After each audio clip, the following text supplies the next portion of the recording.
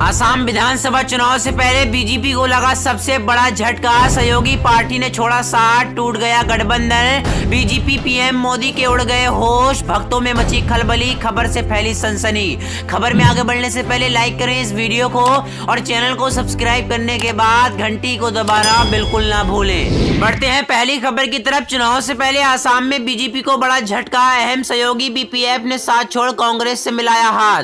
असम में होने वाले विधानसभा चुनाव से पहले भारतीय जनता पार्टी को बड़ा झटका लगा है। असम में होने वाले विधानसभा चुनाव से पहले बीपीएफ के अध्यक्ष हरगिरमा मोहल्ले ने भाजपा गठबंधन से अलग होने की घोषणा की है। साथ ही उन्होंने ये ऐलान किया है कि असम में बीपीएफ अब कांग्रेस के साथ लड़ेगा। इसी के साथ उनके नेता ने हरगिरमा मोहल्ला ने सोशल मीडिया पर भाजपा गठबंधन से अलग होने की जानकारी दी। असम में 27 मार्च से 6 अप्रैल के बीच 3 चरणों के विधानसभा चुनाव होंगे।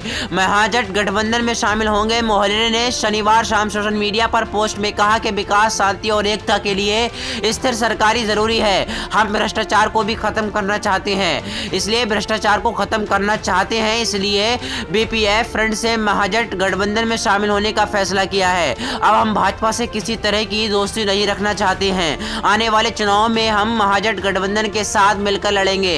बीपीएफ का गठबंधन 2005 में हुआ था। कोकराझार जिले में इसका प्रभाव है। पिछले चुनाव में ये पार्टी भाजपा के साथ मिलकर लड़ी थी और अब इस बार कांग्रेस के साथ मिलकर लड़ेगी और तब उसने 126 सदस्य विधानसभा में 12 सीटें हासिल की थी। दरअसल आपको बता दें, कांग्रेस गठबंधन का विस्तार कांग्रेस ने पहले ही आईडीएफ के साथ गठबंधन बनाया था। इसमें सीपीआई, सीपीआईएम, सीपीआई, एमएलए और एजीएम थे। अब इसमें बीपीएफ और राजद भी शामिल हो जाएंगे।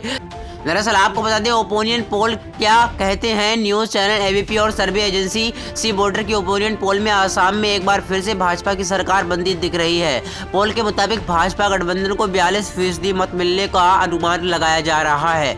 वहीं कांग्रेस गठबंधन को 31% मत हासिल हो सकते हैं, जबकि अन्य के खाते में 27% वोट जा सकते हैं। ओपिनियन पोल के मुताबिक भाजपा गठबंधन को 67 से 76 के बीच सीटें मिल सकती है। कांग्रेस की अगुवाई वाले गठबंधन को 43 से 51 सीटें और अन्य को 5 से 10 सीटें मिलने का अनुमान है। बढ़ते हैं दूसरी और सबसे बड़ी खबर में। इस बार किसान गेहूं काटेंगे, कृषि कानून वापस नहीं लिए जाने तक आंदोलन भी करेंगे। राकेश टिकैत ने किया बड़ा ऐलान। दरअसल आपको बता दें, भारतीय किसान यूनियन के राष्ट्रीय प्रवक्ता राकेश टिकैत ने कहा कि जब तक एमएसपी पर कानून नहीं बनेगा और नए कृषि कानून वापस नहीं होंगे तब तक किसान आंदोलन करेंगे और किसानों का आंदोलन जारी रहेगा। राकेश टिकैत ने यह बात रविवार को सहारनपुर जिले के नागल मार्ग स्थित लाखनौर गांव में किसानों की महापंचायत को संबोधित करते हुए कही। उन्होंने कहा कि जिस तारीख से पहले गोदाम बनाए गए हैं और बाद में कानून बनाया गया है, वो किसानों के साथ धोखा है। दरअसल आपको बता दें, विपक्ष की मजबूती पर अपने विचार व्यक्त करते हुए राकेश टिकैत ने कहा कि विपक्ष का मजबूत होना बहुत जरूरी है। यदि विपक्ष मजबूत होता है तो केंद्र सरकार किसान विरोधी कृषि कानून लागू नहीं कर पाती। टिकैत ने कहा कि किसान अपनी जमीन को औलाद की तरह प्यार करते हैं और वो कैसे अपनी जमीन की बड़ी कंपनियों के हाथ में सौंप दें। उन्होंने कहा कि खेती में घाटा होने के बावजूद किसान अपनी जमीन पर पसीना बहाता है और खेती करता है, जबकि व्यापारी नुकसान होने पर अपना शहर छोड़कर दूसरे शहर में जाकर व्यापार करने लगता है, अपना व्यापार बदल लेता है। लेकिन किसान सिर्फ खेती ही करता है और उसका परिवार उसकी खेती है पर टिका है और वो टिका रहेगा। राकेश टिकैत ने केंद्र की आलोचना करते हुए कहा कि सरकार ने किसानों के आगे कटीले तार लगाकर किसानों की भावनाओं को भड़काने का काम किया है। यही नहीं कि तिरंगे के लिए भी सरकार ने किसानों का अपमान किया है, जबकि वास्तविकता ये है कि तिरंगा का सबसे ज्यादा सम्मान गांव के लोग करते हैं। उन्होंने कहा कि सरकार को भ्रम है कि किसान गेहूं की कटाई में लग जाएंगे, लेकिन सरकार ये बात समझ रही कि किसान गेहूं की कटाई भी करेंगे और आंदोलन भी करेंगे। राकेश टिकैत ने कहा कि किसान सरकार से संशोधन नहीं चाहते बल्कि नए कृषि कानून की संपत्ति चाहते हैं। जब तक कानूनों को वापस नहीं लिया जा सकता, किसानों का आंदोलन जारी रहेगा। इस सरकार ने 2014 के बाद में जो तेल में वृद्धि करी है, मैं आंकड़े बता रहा हूं, इसको बहुत ध्यान से समझना। इसको जो तेल में वृद्धि करी है, उस तेल से सरकार ने कितने पैसे कमाए? मोदी सरकार ने, राज्य सरकारों का अलग करते हैं, मोदी सरकार ने लगभग 21.5 लाख करोड़ रुपए कमाए हैं। अगर इसमें स्टेटों का भी जोड़ दें, राज्यों का भी, तो करीब 31 लाख करोड़ की कमाई ये डीजल और पेट्रोल में पैसे बढ़ा के सरकार ने कमाए हैं। और इसमें जो हमारे देश में जो डीजल इस्तेमाल होता है, वो डीजल इस्तेमाल होता है तकरीबन 70% जो डीजल है वो डीजल के वाहन है। मतलब सारे जो वाहन हैं उसमें 30% के लगभग उसके पेट्रोल के वाहन हैं और 17% डीजल के हैं। और डीजल में जो 28% खपत होती है वो कृषि के क्षेत्र में होती है, यानी कि जो पंप सेट है उसमें होती है, डीजल इंजन लगाते हैं, या ट्रैक्टर में होती है। वो किसान 28% डीजल इस्तेमाल करता है। अगर इसको हम देख लें तो किसानों से ही सरकार ने 1,51,000 करोड़ रुपए केवल इन जो 7 पीरियड हैं, यानी दिसंबर 2018 से और इस नवंबर 2020 तक जो पैसे सरकार ने कमा लिए किसानों से, वो बैठते हैं 1,51,000 करोड़। 1,51,000 करोड़। और किसानों को कितने दिए अगर सरकार की बात से मान लें, 1,10,000 करोड़, यानी 41,000 करोड़ रुपए तो किसानों की जेब से निकाल लिए तेल के नाम से सरकार ने। ये दे रही है सरकार। कैसे आय दुगनी हो जाएगी? जो कट्टा था, खाद का कट्टा 50 किलो का 45 किलो का कर दिया, रेट उसके बढ़ा दिए। कैसे आय दुगनी हो जाएगी? बीज की कीमत बढ़ रही है। हमसे लिए जाने वाले जो बीज, खेत में से जो अनाज लिया जाता है, उसके 10 गुना से 20 गुना तक जो है वो बीज हम ही को दिया जाता है।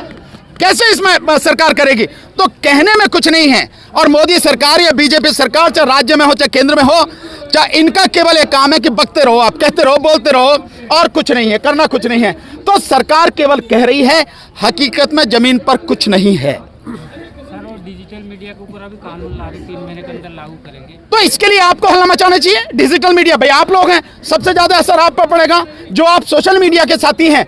मतलब यह है कि इससे एक बात सिद्ध हो गई है, सोशल मीडिया ने इस आंदोलन की और देश में घटने वाली तमाम घटनाओं की सच्चाई लोगों के सामने रख दी है। और आप आज की तारीख में मेन स्ट्रीम मीडिया बन चुके हैं। और जो आप लोगों की दिक्कतें सरकार के सामने और पूरी दुनिया के सामने रखे हैं, उससे सरकार बेचैन है। क्योंकि इस सरकार का एक मंत्र है, किसी हालत में किसी तरह की सूचना ना दो।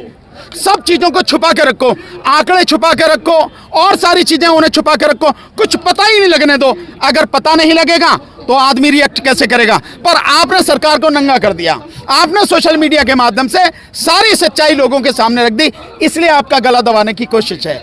इसलिए फेसबुक पे जो लोग बोलते हैं उनका गला दबाने की कोशिश है। यूट्यूब पे जितने भी साथी अपनी जगह जगह अपनी बात कह रहे हैं, उनका गला दबाने की कोशिश है। आप साथ नहीं दोगे हमारा? बिल्कुल देंगे। क्या बात कर रहे हैं यार, मैं तो हूं ही आपका साथ देने के लिए।